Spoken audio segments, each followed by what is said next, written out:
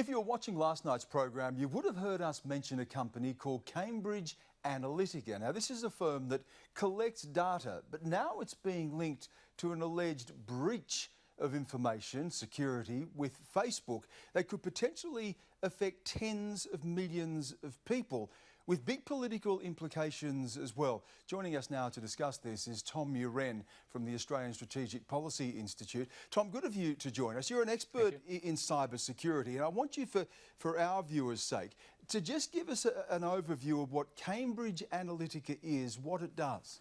So it's a company that started out to try and influence elections by gathering data, particularly from Facebook, and understanding the personalities of the people that it thought it could influence, and then targeting advertising against those people. But the recent news that has come out implies or says that it was actually doing a lot more nefarious things. Okay, I want to come to that in a minute, because it is, of course, linked very directly to Donald Trump. It has been involved in elections in other parts of the world, but this was a company directly linked to Donald Trump and his election campaign.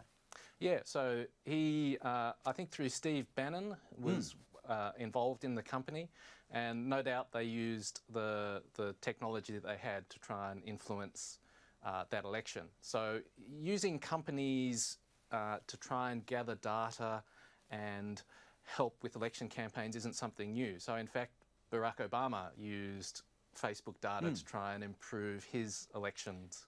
Now, his election campaign, I should say. Steve Bannon, of course, the Svengali who helped to put Trump in the White House and one of the founders of Cambridge Analytica. But now it is being linked to this alleged security breach with Facebook, where it was able to get access to information that potentially affects tens of millions of users of Facebook. How did it do this?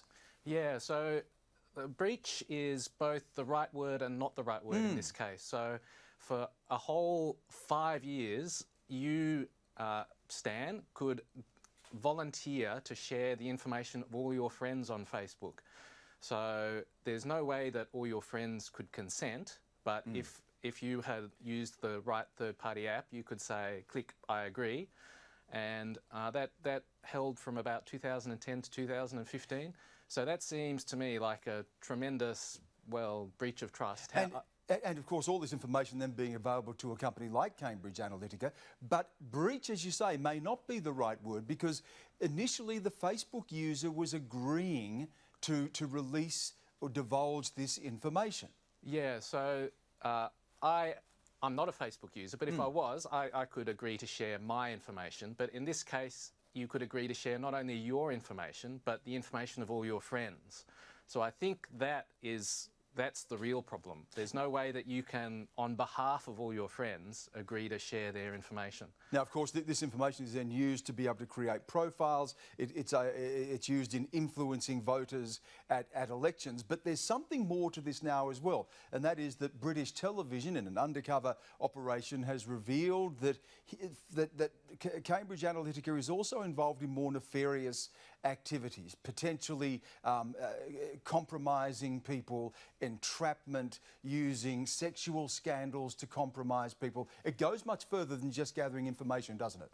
Yeah, so that's, I watched the video just recently. It is really quite shocking that people would use those kind of techniques. At the same time, that company just seems so shonky, I'm not sure that I believe anything that they say.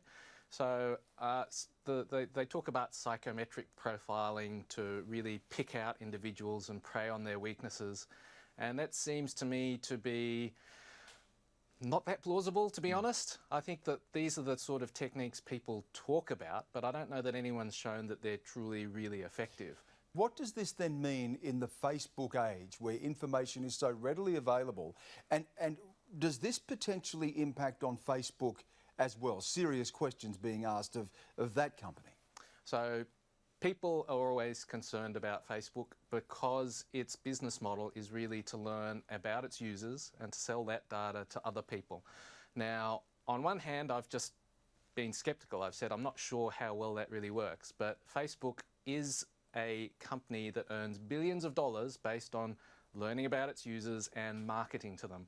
And marketing is pretty much exactly the same as political advertising. And you can't tell me that you can create a company of that size without actually having real influence.